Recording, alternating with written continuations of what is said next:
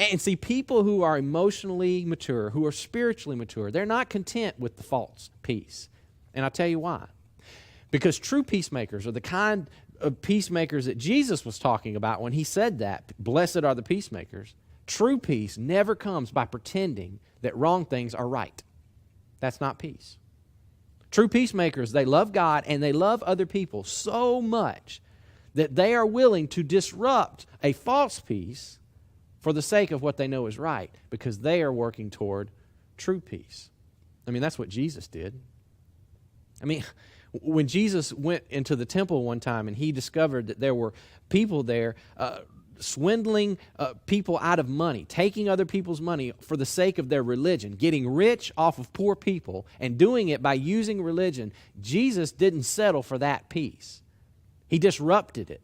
He turned their tables over. He scattered the money. He kicked them out of the temple, their place of worship, because he wasn't going to stand for that. He wasn't going to keep a false peace. You know, one of the most controversial statements that Jesus ever made, it's something that we often shy away from, and people use this to discredit Jesus a lot of times.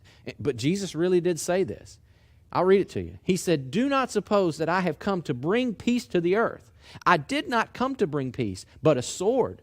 For I have come to turn a man against his father, a daughter against her mother, daughter-in-law against her mother-in-law. A man's enemies are going to be the members of his own household." And people read that and they think, wow, how could Jesus say that? I mean, he's Jesus. How could he say that? Well, it's simple.